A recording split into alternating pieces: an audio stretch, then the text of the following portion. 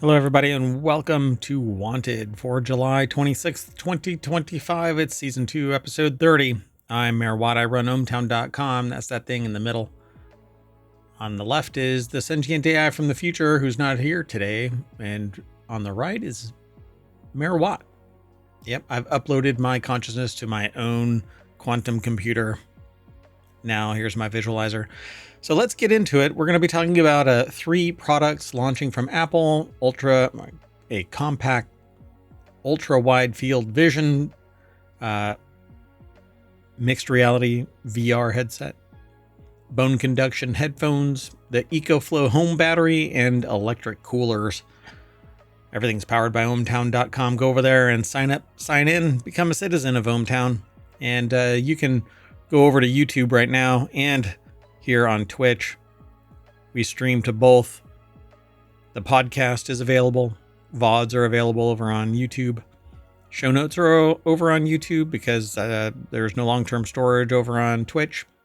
But we stream Monday through Friday, sometimes on Saturday and Sunday as the future allows. I'm not quite sure what's going to happen, but everything is powered by ohmTown. Manage your information overload over there, and then come and hang out with us here on Twitch and YouTube.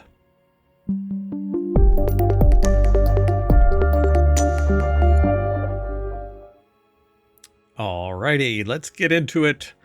The first article is over in the Smack Talk channel on ohmTown. It's aggregated from 9to5Mac, but Apple has 3 products launching this fall that they say that they've been waiting for a long time. The article starts out, Apple has a big fall launch season up ahead with 15 plus new products coming, but there's 3 that they're really waiting for.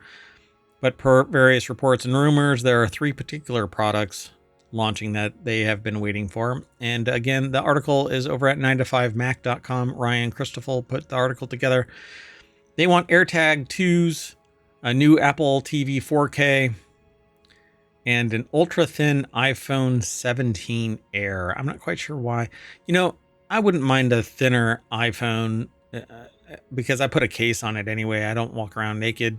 But despite being brand new, we've waited years for the kind of radical design overhaul that the 17 Air will bring, apparently. The 17 Air, however, is poised to offer a glimpse into the future just like the iPhone X did, or the 10. I don't know what they really called it. Design-wise, the all-new iPhone will represent what's coming. Apple reportedly plans to use the advancements in the iPhone 17 Air's design to move the iPhone ever closer to Johnny Ive's longtime single slab of glass vision. Well, I wonder. Well, I don't know what the relationship with Johnny Ive is anymore. I know that they're working somewhere else. Well, the consultancy is. Anyway, AirTag 2's been circulating for a while. Upgraded ultra wideband chip, like the previous version of the iPhone 15, or likely the version from the iPhone 15 or newer. Precision finding with greater range than before, and improved focus on privacy, such as making the speaker harder to remove. Yeah, because then it's a tracking device, because there are sociopaths out there and psychopaths out there that are willing to track you using an AirTag, for crying out loud. Creepy people. Stop being creepy. Okay, the next article is over in RealityHacker. Meta researchers reveal compact, ultra-wide field of view VR and MR mixed reality headsets. Ahead of the upcoming technical conference, researchers from Meet, I think that they have a typo there. It's not Meet. Meta's Reality Labs research group published details on their work toward creating ultra-wide field of view. Published in advance of the ACM SIGGRAPH 2025 Emerging Technologies Conference, the research articles detail 2 headsets, each achieving a horizontal field of view of 180 degrees, which is a huge jump over Meta's existing headsets like the Quest, which is around 100. I still don't want that. I don't care what it is, unless I want to go into VR entirely. So mixed reality, not so much. Mixed reality, augmented reality are the same thing. Mixed reality, this is bananas. Published back in for the ACM SIGGRAPH 2025 conference. They hit 180 degrees in this research. Cameras total 80 megapixels of resolution at 60 frames per second. They incorporate 4 pass-through cameras to provide ultra-wide field of view to match the headset's field of view. So it's almost 1-to-1. So the Quest 3 field of view is shown on the screen right now, and then it says our field of view. Yeah, I just don't see. They show a picture of the Pimax headset, known for its wide field of view. Yeah, and you have to widen your doors to wear it, otherwise you're gonna clip the edges. It's such big, bulky stuff, but I'm for it. Do your research, but the market isn't ready for this big, whatever. Engineering, maybe, sure. Industrial stuff, yeah, sure. But the consumers, no. All right. Let's go on. The next article is over in the Wanted channel. Xiaomi's bone conduction headphones unveiled with swim mode and built-in storage. Works for me. Xiaomi has introduced a new Bluetooth headphone model, the Bone Conduction 2, which stands out due to its bone conduction technology. It's in the name, folks. Bone conduction. Unlike traditional earbuds that are inserted into the ears, this model transmits sound through vibrations placed against the bones near the outer ear, offering a more open and less invasive listening experience. I kind of dig the idea of these things, but I don't know if my brain can handle it. The article is by Paulo Montenegro over at ubergizmo.com. See, they're just kind of, again, it's big and bulky. Give me wireless and bone conduction and I'm good.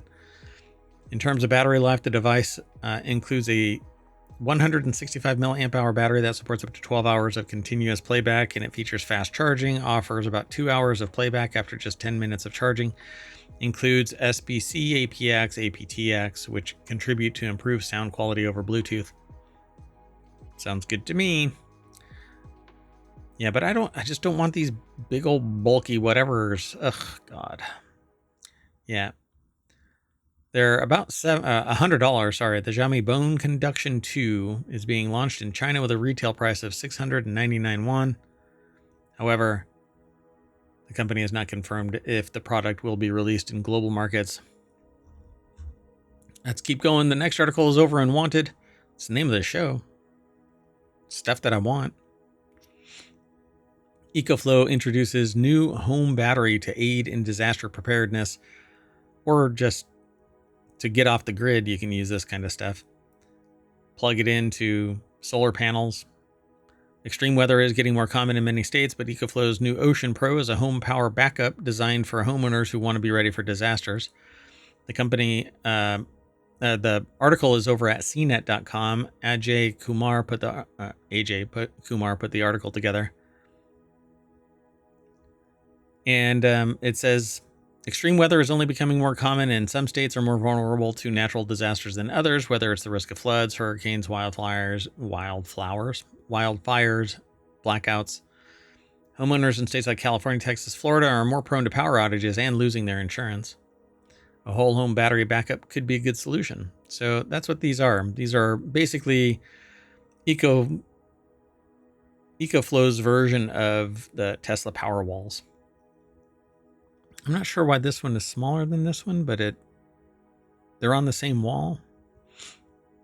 Anyway, they'll take up wall space or floor space depending on how they're mounted. Several batteries. Ecoflow is positioning the Ocean Pro to outperform competitors like Tesla's Powerwall 3, although they're late to the game. I mean, Tesla Powerwalls have been around for a long time. Claiming twice the solar capacity, double the power backup, 67% more peak power, and one Ocean Pro battery provides 10 kilowatt hours. Ecoflow says that the Ocean Pro can support all of the home's appliances simultaneously, including up to 2 5-ton HVAC systems, EV chargers, pool pumps, refrigerators. During an outage, the Ocean Pro has a switchover of 10 milliseconds. So how much are these things coming in at? There's a lot more that you can read at over at CNET, but In the US, pre-orders for the Ecoflow Ocean Pro began on July 15th. You can register on the Ecoflow's official website. Availability will be determined by the installer in your area. No reservation two typos. Deposit is needed, in the first 1,000 pre-orders placed before September 10th will receive a free Ecoflow portable power station. Must be that right there. And they're working with 100 installation partners. Each installation includes free one-on-one energy consultation, but they don't say how much it actually costs. Where is it? Like, I have an Anker Solix, but it's a portable power station, not a whole home thing, although it can run a lot of stuff in the home. Yeah, they don't talk about the price. But this is pricing and availability. How much is it? It does not say. So you can get the Ocean Pro in one of three, or I guess all of them if you want to get three of them and change it. Aluminum, walnut wood, carbon fiber. Pricing will be provided during your energy consultation. So if they can soak you for more, the installer will. Maybe. Who knows? Depends on their ethics. But hey, as I've said before, it's the smallest chapter in every business. Except for an ethics business. But then they're out of business. The next article is over on the Wanted channel. That's this show. Hey! Electric cooler versus ice cooler. The author of this camped with Anker Solix Everfrost 2 and an RTIC Arctic ice box to see which is better. And let me tell you, an ice cooler will always fail in my regard, because an electric cooler, you can dehumidify and keep things both cold and dry. Whereas an ice cooler, you're screwed. As far as I know, like, I'm drying out filament right now. Opening the lid to the AMS raised the humidity level from 12% to 30%. And I put in a whole new batch of desiccant, and it's now dropping back down to the... I left it open for 1 minute while I put desiccant packs in. So I 3D printed desiccant packs and put it inside the AMS, and it's dropping back down to the 12% that I was at, but it's at 17 right now. And it took a lot longer to dry out. Adam Dowd over at cnet.com put this article together. Both an electric cooler and a traditional icebox can keep drinks cool when outdoors, but which lasts longer? Well, probably the ice, because the battery might go dead on the Anker. But I'd have to pay more attention to it. So let's see what they say. And here's the biggest problem. Oof, gosh, this one's really tough. $300 for the Arctic 45 quart ultra tough cooler versus the 40 liter Anker Solix Everfrost 2 at $900. Dear God. So the pros of an electric cooler is that it has built-in additional features like battery charging. You don't need any ice. You don't have any ice melting or have to worry about it until the batteries die. And then you have to be very careful. It's very heavy and extremely expensive. I agree. I've been looking at the Everfrost 2 because I have items that I want to keep cool and dry. They don't rely solely on ice. So if you want to keep food at a certain, or keep anything at a certain temperature, it's possible as long as you have a battery or input source, right? So regular coolers, it's lighter than electric counterparts, less expensive, cools down food faster. I guess. I mean, if you turn the cooler on and put your food in, it'll cool it at the thermal physics, basically.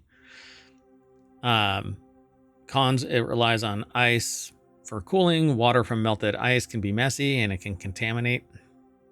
Yep. So they talk about it in greater detail, but the Anker Solix Everfrost 2 is a $900 cooler, very heavy, but it has battery packs in it that you can swap out. And you can use the battery to charge and recharge things like phones, iPad, etc., etc. So I love the idea of it. See, it has these two Anker batteries. You can swap one or both. Yeah, it's pretty cool. You can buy extra batteries for $220, and you can insert a second one to make the cooler last longer. According to Anchor, it can run for 52 hours with one battery and 4.3 days with two. The author says, that said, I wanted to evaluate the cooler in its most common configuration, so they stuck with the one default battery. Boom. Yeah, you can take those batteries out. You keep the lid closed, pull the battery out, and it will stay cool just like a regular ice chest. But if you open it, then just like me and my desiccant humidity problem, just one little opening and all that heat will flood in. So to fit 50 cans into the RTC, they had to stuff them a bit, and they just barely made it. The Arctic.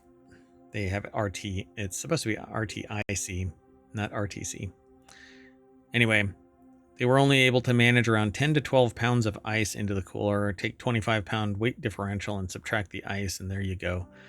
So they got 50 cans, right? They claim that they can handle 60 cans. In this particular case, the weight at capacity, how much weight the cooler weighs when it's full, is a more important figure, and so when they're full, a 15 to 20 pound difference isn't that significant, but the Everfrost 2 is still almost 20% heavier. In this case, the ice cooler wins the fight, although, there's wheels on the Everfrost 2. So, yeah, I just think that the electric one is just better overall, except for the cost. So if you can swing the bat, go for it. I won't go into all of the minutiae that this article goes into. You can do it. Just follow the link through ohmTown and go check it out. I'm going to scroll back up because that is the end of today's Wanted. We're going to get out of here. And I hope to see you in the next live stream. That's going to be on Monday at 7 p.m., all things considered. Be sure to follow us on Twitch and YouTube so that you get notified when we go live. There's the podcast as well, Discord, Patreon, etc. Be sure to like and subscribe on YouTube. Leave a comment. Discourse really helps out. So tell a friend. See you in a little bit. Bye-bye.